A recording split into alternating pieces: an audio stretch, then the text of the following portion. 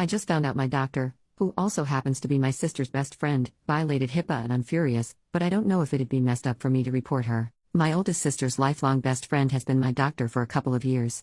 Initially my doctor, Dr. A, was a colleague of hers from the same clinic, but after my doctor, Dr. A, was away on maternity leave, I temporarily switched to my sister's friend, Dr. B, as my primary physician, and it's been that way since the pandemic began and I never switched back. I have ADHD and get prescription meds for it and have been for a few years now, which is something I haven't shared with any of my family members for fear of backlash since I come from a long line of type A overachievers who don't believe in ADHD and write it off as laziness.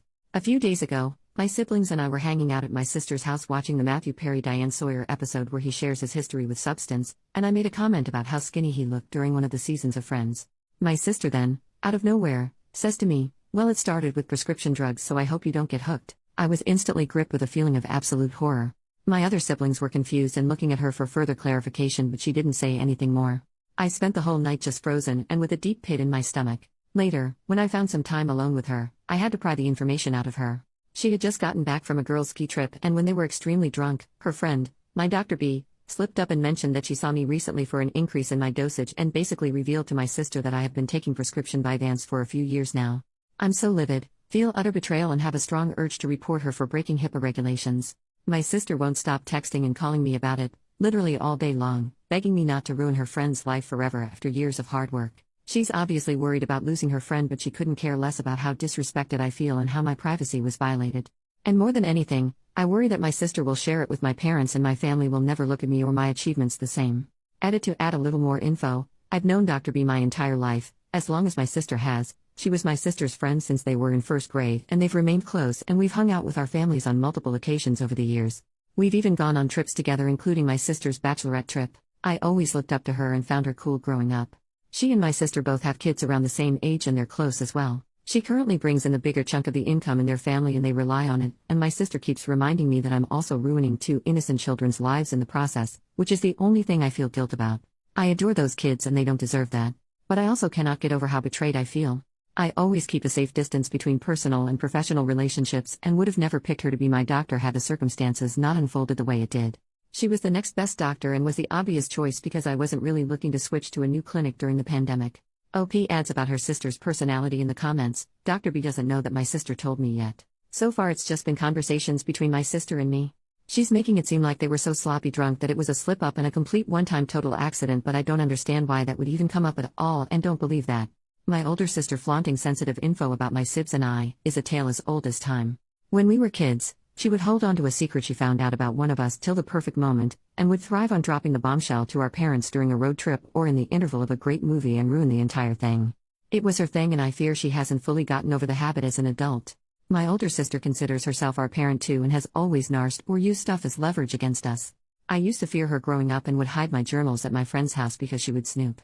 Definitely lacks empathy. First update, 3 months later, after reading the feedback, I reached out to a close lawyer friend for advice as well. And he, like most of you, agreed that I should report it and to do it without informing anyone else. He said it was better for me to do it sooner to have it on record. They prefer any complaint to be filed within 180 days of when you knew that the act or omission complained of occurred. 2 days after that I reported Dr. B to OCR for violating HIPAA and Patient Safety Act and breaching my fundamental right to health information privacy. I didn't tell my sister or anyone else, but a few days later, I saw my entire family when I went home for the holidays. I hadn't heard anything back yet on my complaint, so I wasn't sure if Dr. B was aware yet, let alone tell my sister that I had reported her, so I didn't say a word. Turns out that wasn't my biggest issue at that moment though. My sister had already told my parents that I was on an extremely high dose of controlled substances. I knew my parents wouldn't take this news well, but they were far more upset about it than I could have imagined. My dad doesn't believe in ADHD and thinks it's merely an excuse for those that allow themselves to get easily distracted, especially since the age of social media. He even remarked that he noticed I was quite slow with my responses since dropping out of my chess club. Really absurd and offensive comments. I can't even remember a lot of it because I was frozen. I just sat there, nauseous and livid, with tears in my eyes, just listening to the 3 of them, my parents and sister, taking turns going off at me. My mom wanted me to stop all medications immediately, that I'm better than this and smarter than this, and even threatened to tell your professors that you're on drugs if you leave us with no choice. But when she said that, it hit me. I had a choice. I could choose. I could choose to never have to deal with this again and to not let them treat me this way anymore. So I did. I chose to say nothing and allowed them to interpret my silence as agreeing and submitting to their ways, as I have done so many times before. And then I went to my room, Chose to book a flight and pack up most of my stuff. My books would need buses of their own to be transported anywhere. The next morning, I chose to call an Uber a few hours before my flight, while they were still asleep, and flew back to my university. I chose me. In January, I found out that Dr. B had prior complaints from patients against her, and my report had opened an investigation that is currently ongoing. She's been placed on temporary leave till the case is resolved. I can't share more details on that for now, but I will come back and update once it's done. Relevant comments. Commenter 1. I also have ADHD and I studied neuroscience, partly because I wanted to understand. I also come from a family that thinks like OPs and I got the same BS from them all my life. We now finally come to be able to make ADHD visible in MRI scans and predict the presence of symptoms with an accuracy of up to 80%. We can make visible the ways ADHD brains are different from normal brains, not in their structure but in the way they make use of it. We can see where our bodies use more oxygen and neurotransmitters, and ADHD brains are visibly different from normal ones in a way that is congruent with the symptoms. We can even tell apart the inattentive type and the hyperactive type with an accuracy of up to 75%. People who say ADHD patients are lazy and their symptoms are their own choices and character flaw are as ignorant and backwards as someone still believing the flu is caused by bad air or cancer is God's will. If this family is so smart, they are doing a really good job at remaining ignorant. With all the evidence out there, they have to really choose not to read and educate themselves and become advocates for their child and sibling, but instead actively avoid the newest scientific evidence that their opinion is stupid and they have been crappy people all along. It took me 30 years to make the step you made. Kudos on being so brave and mature while still being in college. I'm still trying to come to terms with self-doubt, imposter syndrome and depression. If you can afford it, do some therapy. Growing up in such a negative environment takes its tolls even after you cut the ties. I'm proud of you. The hurdles to get to where you are today were huge and you did it all by yourself. Never forget that. OP, I have tears in my eyes. I really needed to read every single thing you typed out here. I'm so tempted to send this to my family, but I don't want to interact with them right now, so I won't. I love science just as much as they do, and studying physics brings me so much purpose. I just know I need some help in staying ahead of my course and completing my assignments, and I'm finally okay with that. In the short time that I've been away from my family, I've felt so much more freedom in accepting who I am. That I am still smart and capable, and that I will still become a scientist, even if I do it my own way, and I am okay with the fact that my family doesn't approve of my choices. If they can't be bothered to listen to me, let alone attempt to learn anything about my diagnosis and try to be there for me, they aren't worth worrying over. I have spent far too much of my life doing that already. I have no more time or energy to give to that anymore. I'm channeling all of that towards me, achieving my goals and healing my trauma. Thank you for listening and for sharing. I'm so grateful for you. OP makes another post 3 weeks later. The worst part about going no contact with your sister, missing out on getting to hang out with your niece and nephew. I don't know how many of you have actually gone no contact with your family, especially to the extent that I have currently. But I'd love to hear any advice you might have. At this point, I don't have any form of communication with my parents and older sister and haven't since December. The most awful part about this whole thing is my inability to reach out to my young niece and nephew who I'm so close to. Every year I receive a Valentine's Day card from them, and this year I got none. It's incredibly lonely and I don't wish this on anyone. I'm always wondering why they think I haven't called them. As much as I'm growing and healing from this, I'm also dealing with a lot of trauma and it's rough. Second update, 2 weeks later, I get quite a few questions every day about any update with a case. I'm not sure how so many of you are still finding this post, but I really appreciate everything you've said to me to help me get through this.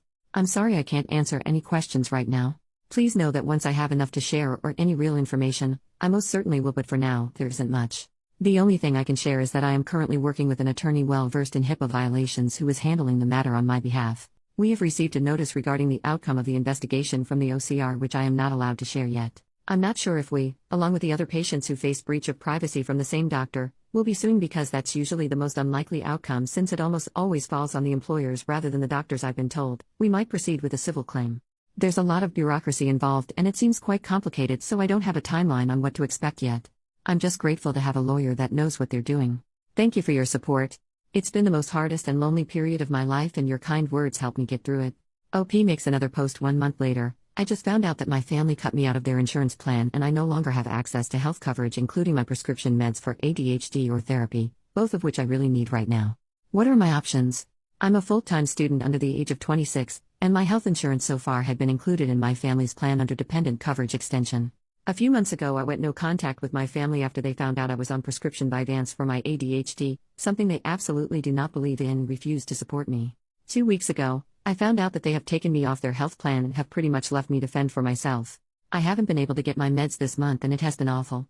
Since I study full-time, my only means of income is a part-time TA job on campus, which is currently on hold since the semester has ended, and some tutoring I do during my, very limited, Free time. I'm struggling and on the verge of a mental breakdown and could use any advice I can get. What options do I have to get some health coverage or any assistance whatsoever? Sorry if this has been hard to read, my eyes fill up with tears anytime I try to type this out. Final update, 2 weeks later. Hello everyone. I want to express my deepest gratitude to all of you who have reached out, offered advice or a safe space for me to be heard, and provided unwavering support during my time here. Your kindness has been a guiding light in what has been the absolute darkest time of my life. I was so incredibly lonely after making the difficult decision to go no contact with my family.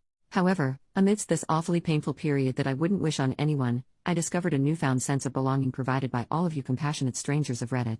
To those of you that were proud of me, I cried a long cry for every single time I read those words, and I will carry them with me till the very end. Science is my purpose here. I will rise again and hopefully help change this world for the better someday. As I embark on a healing journey, I've decided to take a step back from here. As someone navigating ADHD, I can sometimes become overwhelmed with feedback. Therapy has taught me the importance of focusing on my mental well-being, and given the financial challenges I'm facing and ongoing legal issues, I will be working 2 jobs to make ends meet and afford the healthcare and stability I need while I'm off from school. I cannot express how much your support has meant to me, but at this time, I must prioritize my responsibilities and take care of myself.